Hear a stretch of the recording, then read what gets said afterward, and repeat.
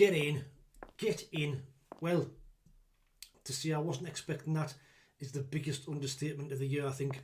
It's finished Coventry 1, Sunderland 2 in the ultimate smash and grab win for us tonight. But these type of games, it doesn't really matter about the performance, it's just getting the result and getting the job done. And what a time to get your first win at Coventry, since 1985, 40 year we've waited for that. And the game kind of went pretty much as we thought it would be. Coventry coming out flying, first 5 minutes having 3 corners.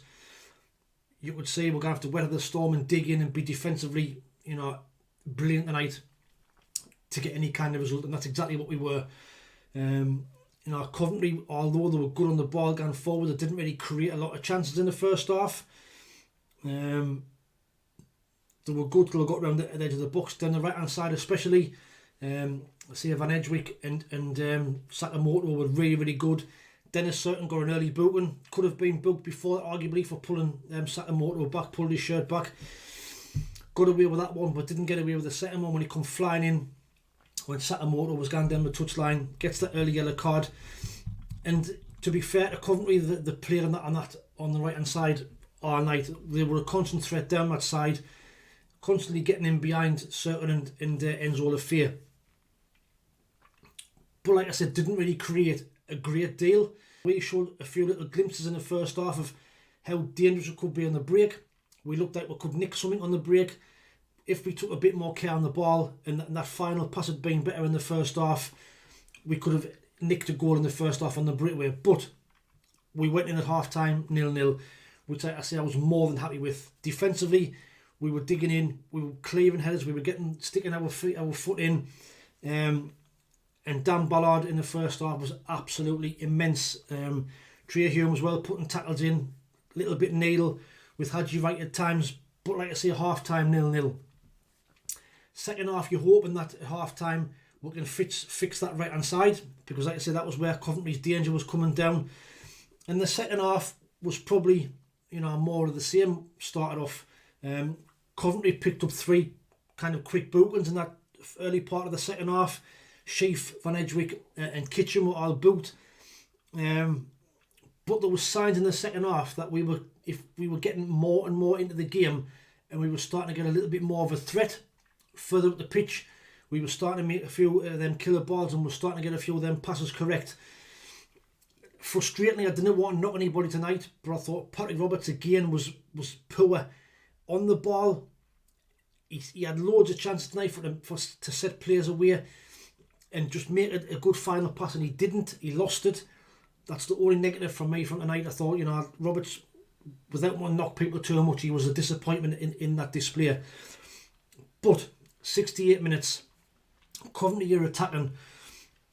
We get a good defensive header. It forced to Dan Neil. Dan Neil plays a quick pass into Enzo Lafia. What we've been seeing for weeks and weeks and weeks is Enzo Lafia in that 10 role. He gets the ball. He plays a defence splitting pass. Coventry trying to play the offside. Plays in Wilson Isidor.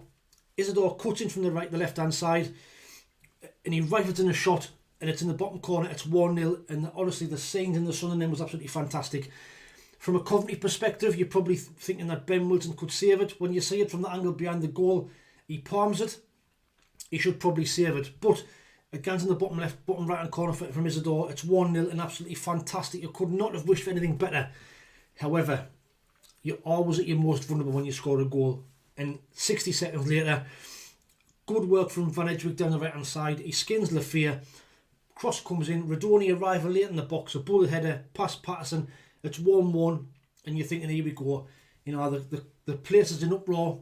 The Coventry fans, the atmosphere is unbelievable, and you're thinking, right, we'll do well to hang on now, get a draw out of this.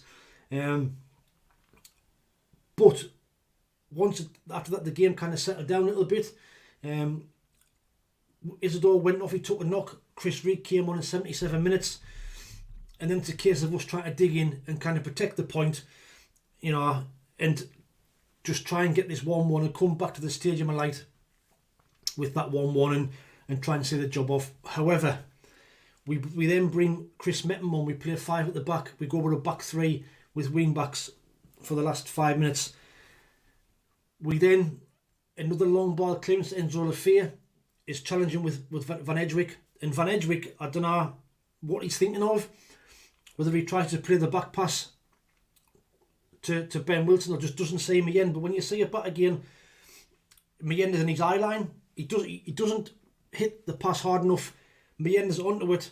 Ben Wilson comes out, makes Mayenda's mind up. Mayenda guns round and finishes it off really, really well. It's 2-1, and it's absolutely unbelievable scenes. It's something that we never ever thought was going to happen. Because of the previous 5 games, you know, me included, have been slating them for the last 5 weeks, and rightly so. But it's 2-1. I really couldn't believe it. I really couldn't believe it. We then, you know, see out the 5 minutes of injury time. It's halfway there. It's half time. We're getting the lead back to the stadium. Exactly what we wanted. So I could not wish for anything better. I'm absolutely buzzing. Player ratings tonight, you know, defensively we were absolutely solid. You know, Anthony Patterson, apart from his Superman impression in the first, you know, couple of minutes, was great. Came for crosses, was brave, put his body in the line, took balls in as well. So 8 out of 10 for Patterson. Trey Hume got stuck in as well. Saying Marshall had you right, but not had you right, tortured us in the first game down there. 8 out of 10 for Trey Hume. Luke O'Neill, I was a bit worried because, you know, before the game I said I wanted to see Mepham and Dan Ballard play, but Luke O'Neill headed everything, put his body on the line tonight as well, and defended, you know, superbly well. So 8 out of 10 for Luke O'Neill. Dennis Certain gets that stupid booting, you know, in the first 20 minutes. He's on a knife edge, but he actually managed the game very well. Second half, we managed Sakamoto and Van Edgewick a lot better than the first half. So 7.5 out of 10 for Dennis Certain.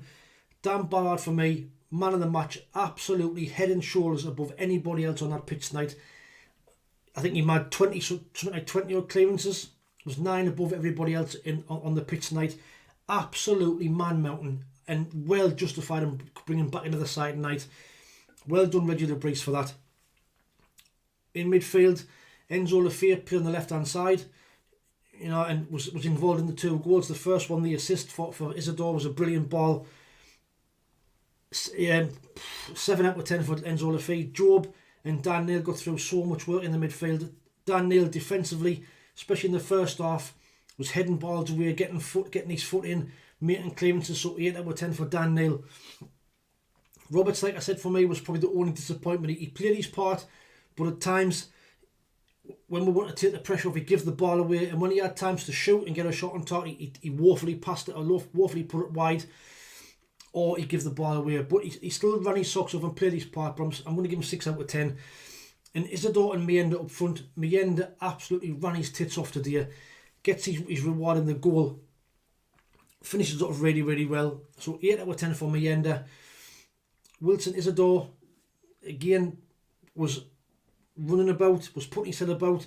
Didn't have his best games, but when he gets the chance, and when you think he hasn't scored since February, he takes that chance really, really well. He buries it in the bottom right-hand corner. Like I said, goalkeeper could have done better, but fantastic goal at the right time. So 8 out of 10 for Isidor. But for me, man of the match, Dan Ballard, 10 out of 10. Absolutely immense. Absolutely immense. But it's only halfway. The job is not done yet. Coventry will come here. You know, they've got the players to hurt teams. We know that the away record isn't the best. However, I don't think that's going to mean a great deal in this game. We're going to have to be switched on again from the off in the second leg. So it's still on a knife edge for me. It's a slender lead. There's a long way to go yet in the tie. Coventry fans, let me know what your thoughts are. And obviously, you've got to be gutted about the 2 goals that we have conceded them. You would see Van Edgewick at the end of the game was in tears because he's made the mistake. But he got the assist for Radoni's goal. So he hasn't done bad. But like I say, if you're a Coventry fan, you'd be upset at the way you've conceded them 2 goals for me. But let me know what your thoughts are. Sunderland fans, the 2,800 is down there. Got the atmosphere absolutely buzzing. The atmosphere on the telly was absolutely bouncing. And honestly, you probably didn't do it justice to what it was like down there. But overall, a fantastic win. A fantastic game plan from Regis LeBreeze. Dug in, defended immensely, got the 2 goals on the break. Couldn't ask for anything more. We've now got to come to the second leg and finish the job off. 40 years of hurt is over at Coventry. But let me know what your thoughts are on the performance and the match, and what you thought the overall display was like. Watch out, I'll be doing a match preview of the second leg. I'll probably be doing that on Sunday, ready for Tuesday's game. But we'll all be feeling a lot happier, like I say, not cocky, because there's a long way to go. We'll see how the second game pans out, but we're halfway there, and let's kind of finish the job on Tuesday night. Please like, share and subscribe to the channel if you don't mind. I had a massive response to the preview video of the Coventry game. Coventry fans, it was great to see the comments as well, the banter. Want to see the same again in this video. What's your thoughts on the performance, how you thought the game went, and what's your thoughts on the second leg? But in the meantime, like I say, thanks for watching. Take it easy, stay safe, and we'll speak soon. However, lads.